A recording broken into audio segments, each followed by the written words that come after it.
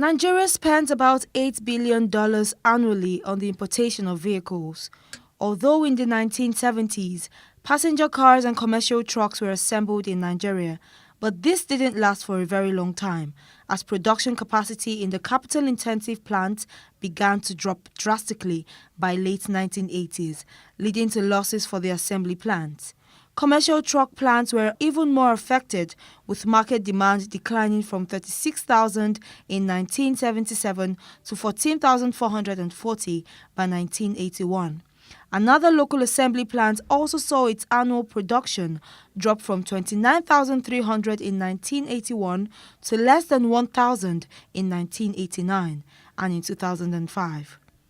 The once booming sector, which created mass jobs and economic growth, was largely affected by corruption, epileptic power supply, government inconsistency, and a drop in oil prices.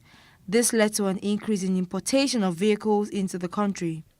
In a bid to reduce importation and boost local production, the government set an automotive policy in 2014.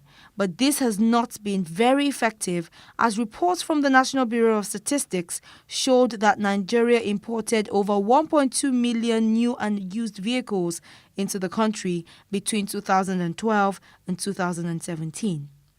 Plus TV Africa spoke with local importer Mr. Kunle on the effects of this policy and prospects for growing the automobile industry in Nigeria. Thank you for having us at yours. So how long have you been in the business of importation of vehicles, and how easy has it been for you? I've been in the importation of cars for the past 15 years. And when I want to talk about being easy, bringing cars from abroad, it's been fine, but we still have a little challenge. First, we face the challenge of government, and we face the challenge of exchange rate as well. So these are the two challenges we have. The National Bureau of Statistics said that from 2012 to 2017, Nigeria has imported that both new vehicles and Tokumba vehicles, that's fairly used vehicles, we've imported over 1.2 million cars into the country, and then annually we spend $8 billion on an average, right, on importation of vehicles, which is very high. What would you say the reason for these high figures have been? Nigeria don't produce car. If Nigeria produce car, I don't believe we'll be spending so much money or bringing car from other country to our country.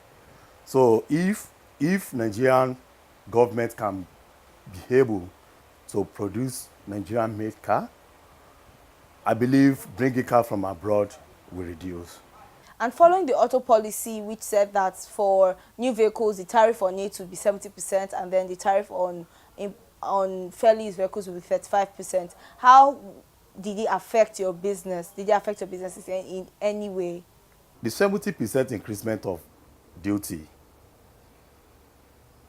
the only area I can say it affect our business is because the average Nigerian, the average Nigerian camp that buy car from us, they don't buy like the way they used to buy because of the prices. When we bring car in, the car we sell for, like, for example, initially we used to sell this Corolla 2004 model for 1.4 million naira, but when the increment goes for 75%, the car go higher to 2 million naira. So, and as I said, the little Nigerian guys, men, women, that just start their life, that want to get family car, they go for Corolla, easily using car, you know, but they cannot afford it because of the tariff. The only help I can tell Nigerian government to do for us is to please reduce the tariff of the importation.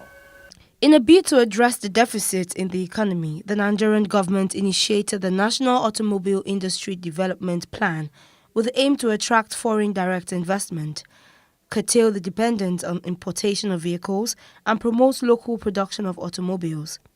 The introduction led to an increase in import tariffs for vehicles, attracting international car manufacturers and leading to the resumption of small-scale vehicle assembly.